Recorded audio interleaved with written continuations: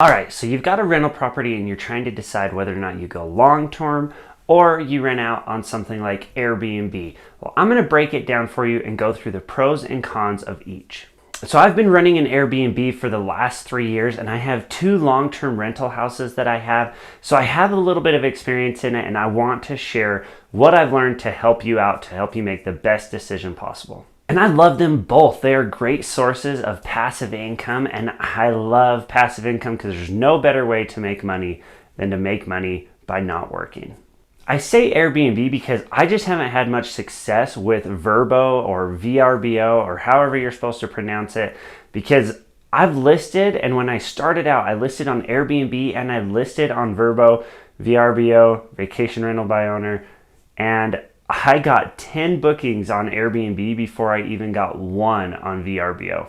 Plus, I really like Airbnb in the fact that they will collect and remit sales tax and transient room tax or hotel tax. So every state has a tax, and Airbnb will pull it for you and then remit it. So you don't have to worry about that. Now, if you list on VRBO, you actually have to collect and remit those taxes. I'm even a CPA and I don't even want to have to worry about filing those taxes. So I go through Airbnb because they do it all for me. All right, my goal is to help as many people develop passive income, be better with their money. So do me a favor and hit that subscribe button. I want to hit 100,000 subscribers by the end of 2021. All right, let's jump right in. So first I'm going to go over the pros of Airbnb or the short-term market. So one of the biggest pros is the ability to have high revenue. Generally speaking, you can make a lot more in a month by renting out your house nightly rather than having a long-term rental. And it's because you can have much higher nightly rates. When people go on vacation, they're willing to spend more than they would be if they were just renting that house for an entire month. And let me explain that. So if you had a hotel room that was $100 a night, that would be $3,000 a month. Now, I don't know anybody that would want to spend $3,000 a month for a 1-bedroom hotel room, at least in my market. Like, I know it's different in different areas, but if it is different in those areas, it's most likely more than $100 a night for a hotel room as well. So for the Airbnb that I run, if I were going to rent that studio apartment out, I would get like $600 to $700 a month as a long-term rental, which is still great because it is just this one little 1-bedroom apartment. But for the month of May in 2021, I am going to make $1,712. That is a huge difference. I can make well over $1,000 more by doing short-term rentals rather than long-term rentals. Now, I also have a house that I converted from an Airbnb to a long-term rental, and the long-term rental makes me about $1,500 a month. Now with Airbnb, I was charging $175 a night. So if you take $1,500 that I'm making monthly, divide it by my nightly rate, that is only 8 nights that I would have to rent out that house on Airbnb to make the same amount of money. Now during my peak season here, where tourists come and it's just busy, I was getting more like 90% occupancy. So I was renting out anywhere from 20 to 25 nights in a month. And that obviously makes me a lot more money than long-term rentals. All right, short-term rental or Airbnb pro number 2. It is easier to maintain your property and to always check up on your property with an Airbnb because you are in it all the time cleaning it. And also guests are going to let you know if anything goes wrong. So that way you can go in and you can fix the problem and you can just make sure that your property is staying up and well maintained. Obviously, if you have a long-term rental, you hope that your tenants are taking good care of it, but you just are not going to check on it near as often as you would with an Airbnb. So an Airbnb, you just have that peace of mind that you are always checking in on your property to make sure that it's not getting destroyed and everything is running smoothly. All right, pro for Airbnb number 3, one of the biggest ones in my opinion. Anybody who comes and stays at your house in an Airbnb is going to treat it like a guest because they are guests, and it makes a big difference. They can treat your stuff really, really nice. Where a long-term rental, they may end up living in your house for a long time, and people who live in a house for a long time just seem to eventually feel like it is their house, which you want it to have them feel like it's their house, but not to the extent that they'll treat it poorly. Not only do your people feel like guests in your house when they stay there with Airbnb, but they're actually incentivized to be good people, because in Airbnb they have a two-way rating system where the guests can rate you on your property, on the amenities that you provide, all of that stuff, but you can also rate your guests. So if I have a guest that is just terrible, I can go in and actually rate them, and it's going to pop up anytime they try and book another place on Airbnb. And if somebody says like, hey, look, they trashed my place, well, then I can read that review and I can just say, nope, don't want to rent to them. So they're actually incentivized to be good guests. In the 3 years that we've been doing Airbnb, my wife and I have had, we've had people that have just been a little bit dirtier than others, which isn't a big deal. It just takes a little bit longer to clean. But we've only really had one guest that was a really bad guest, and it's because they had some friends come with them and they like chain smoked in our apartment. Like, I'm talking, they had to have smoked an entire pack of cigarettes in a morning in our apartment, and so everything just smelled like cigarette smoke, which we have a no smoking policy at our Airbnb. And so we spent, there was multiple people that spent 8 hours that day just trying to clean, because we had somebody coming that night. And so we rented ozone machines, we got all this powder to put all over the carpet to soak up the smoke cell smell. It was terrible, but that was an exception. That only happened once in the 3 years that we've been doing it. So all in all, they just treat your stuff better because they feel like they are guests at your property. Now, if you have any other pros that you've seen, if you are running your own Airbnb, hit me up in the comment section. I'd like to hear about them.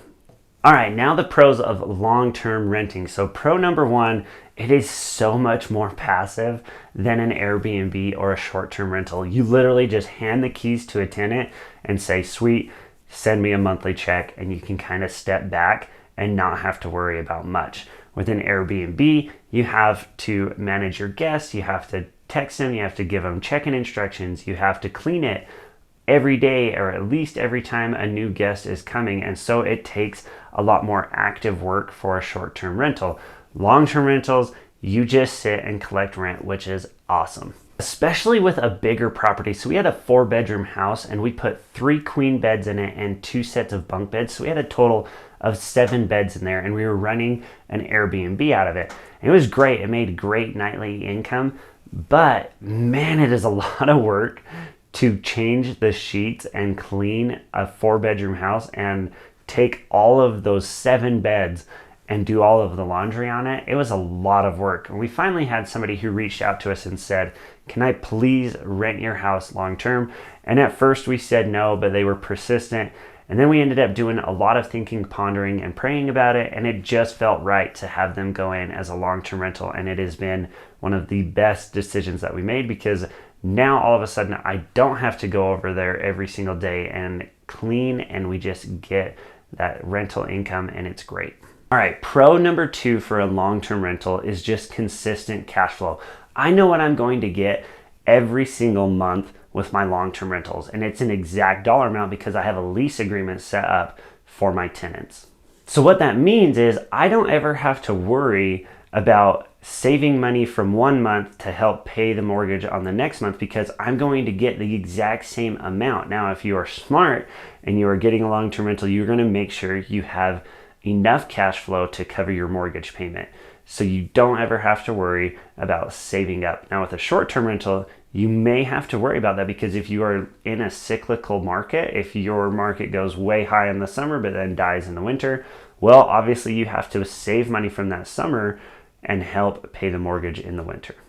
Now, a side tip to make sure that your long-term rental is successful if you are looking at purchasing a property, look at the 1% rule. So if you can collect 1% of your purchase price in monthly rent, then you know that long-term rental is just a shoo-in. You should go and buy that property. For example, if you have a $200,000 house that you could rent out for $2,000 a month, that is a good purchase. You should go and do it. Now, if it doesn't meet the 1% rule, it doesn't mean that it's still not a good investment opportunity. I personally like properties that I know can cover the mortgage payment and any just routine expenses, and then give me $400 to $500 a month for those emergency expenses like replacing a furnace. Now I know I'm not going to have to replace a furnace every single year, so if I can make $400 to $500 a month off of a long-term rental, that will give me enough cash flow that I can save that money and I can make a profit. All right, long-term pro number 3 is you don't have to worry about collecting or remitting sales tax or a hotel tax. In Utah, if you have somebody stay or rent a place from you for less than 30 days, you're actually supposed to charge them sales tax and transient room tax. That's like a hotel tax in Utah.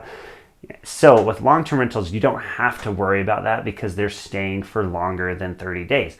Now, a short-term rental at Airbnb, you do have to worry about that. Now, Airbnb is great. They will collect and remit that for you, so you don't have to worry about it. But you still need to understand that that is a cost that is getting passed on to your guests. Pro number 4 for a long-term rental versus Airbnb is that it's a low upfront cost. You don't have to worry about furnishing the house or buying sheets or towels or any of that. You can just buy a property and literally just turn around and rent it out unfurnished to a renter. So low upfront costs. All right, now let's jump into the downfalls of each type of renting. So we're gonna first jump into the downfalls of long-term renting.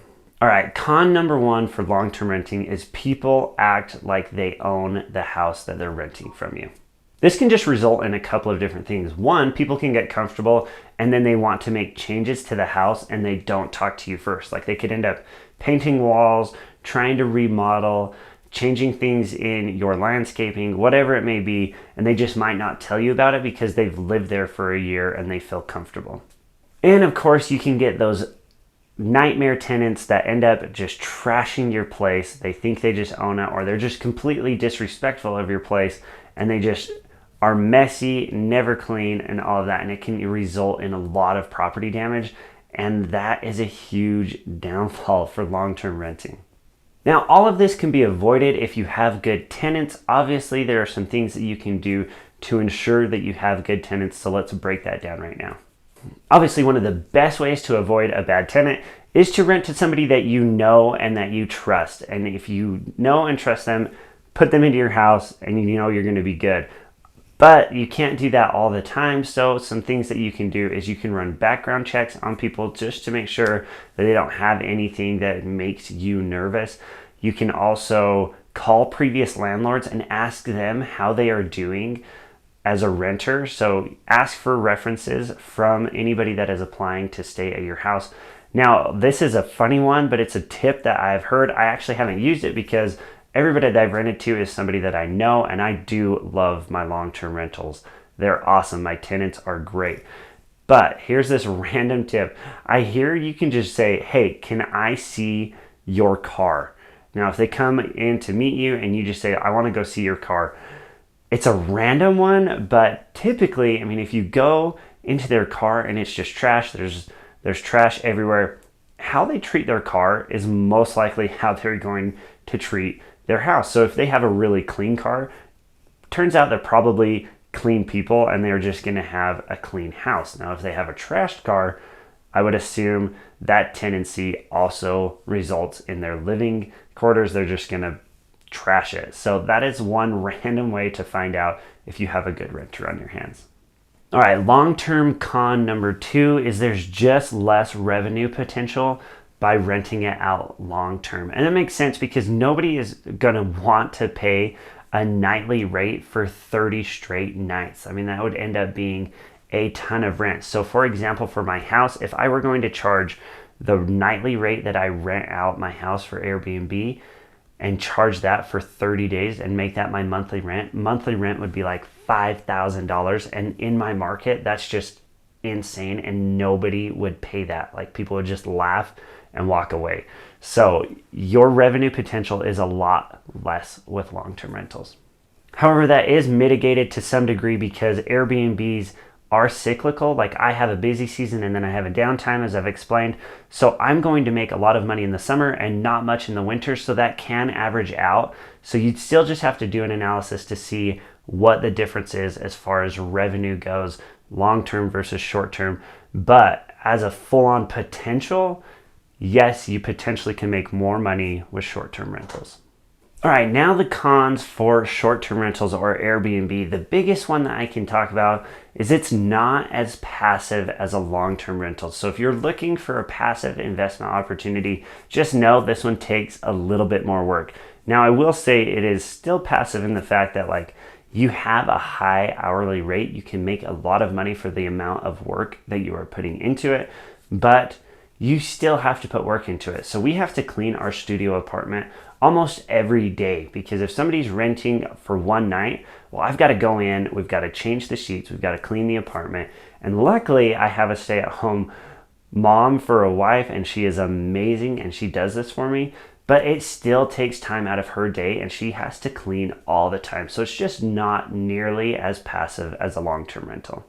I mean, with 4 kids and an Airbnb that she has to clean almost daily, I am surprised that my wife ever gets to leave the laundry room at all because we just have a ton of laundry. All right, con number 2 of an Airbnb is you may want to hire somebody because you are going to have to put in a lot more work. It's not as passive. So if you are cleaning all the time, but you want to go on vacation and there's renters, well, you're going to have to find somebody to clean for you and make sure that your guests are well taken care of, so that you can go on vacation. So that can eat at your profits, and it can also throw in another thing that you have to worry about because you're gonna have to worry about paying somebody and making sure that they're happy as an employee. All right, con number 3 to an Airbnb is that revenue can be cyclical. What I mean by that is you can have peaks during the year and then you can have huge dips. So I live in a place where everybody loves to come visit, but they don't want to do it during the snowy season because it doesn't allow them to do these amazing red rock hikes in southeastern Utah. So they are going to come from the months of March until midway through November. Now, I can get good rental rates then, but December, January, February, those are all dead. Like I probably get like 4 or 5 rentals in an entire month, where the month of May, I'm getting like 28 rentals in a month, like way better booking rates. So you have to plan and save money and just understand that you may have times where it is just straight up dead at your Airbnb. How cyclical it is going to change from market to market. You just have to understand that your market may be cyclical and plan for that. Con number 4 is that you need to deal with guests, and some of them can be picky. Now, I will say that the large majority of our guests are just great. We love them. But every once in a while, you do have somebody that is just a little bit more work. They are just a high demand type of guest. When you're first starting off on Airbnb, getting those good reviews is a big deal because you want to be able to pop up quicker in that search. So you want to make sure that you have good reviews so that you can get more bookings. Now that means you need to take really great care of your guests. Now some of them can be picky. So like for example, at our place, every once in a while they'll just have a random request and we just do it because it's going to pay off dividends in the long term. Also just need to understand that every once in a while you will have a guest that is going to be picky and kind of demanding and leave you a bad review just because they just do. I don't know. There's just people out there that no matter what you do, no matter how great of a service you give, you're just going to get like a bad review. And that's not a reflection of you. It's not a pure reflection of your property. It's just the fact that like they're just going to be picky. Like we have people that are renting a studio apartment where you can literally see the entire apartment, like our entire apartment in one picture. And it's just like this tiny kitchenette. Our listing explains all of that, but they will still complain that there's not a dining room table. And I'm like, I don't even understand where you would want me to put that in this apartment. Like it barely fits the queen bed, a futon, and it has like the kitchenette and the bathrooms. But for some reason, they still just think, hey, there's not a big enough table. We should be able to seat 6 or something. I don't get it. But you will have people like that. Don't worry about that. Just go out, provide great service, and your ratings will still be all right. All right, con number 5 to a short-term rental or Airbnb is there is a high upfront cost.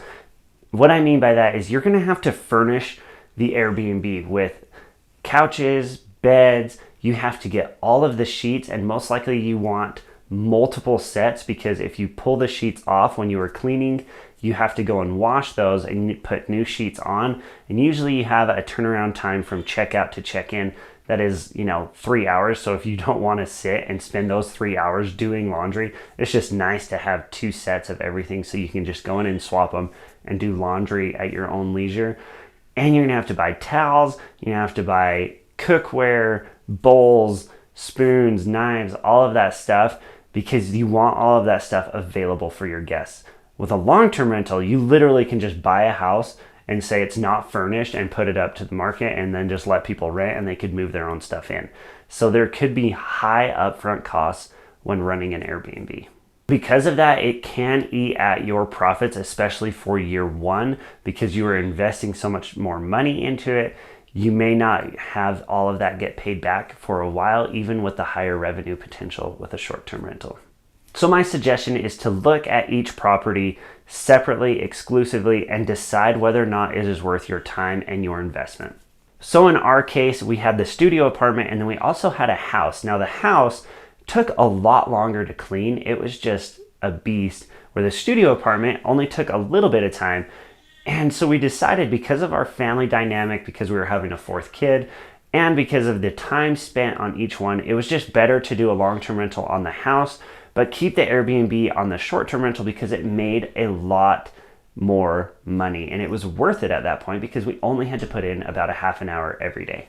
You could even break it down and do an hourly rate analysis. So if I'm making for my studio apartment $70 a day and it only takes me a half hour to clean, then I'm making an hourly rate of $140 an hour, which is awesome. Now with the house, I was making $175 a day, but it was taking me 2 hours to clean it. So at that point, my hourly rate is just over $80. So a huge difference between the studio apartment and the house. And so we made the decision to keep the studio apartment, but kick the house into long-term rental. I hope all of this information has helped you in your decision process on whether or not you should go to an Airbnb or a long-term rental. Good luck, go out there and kill it with your real estate investing.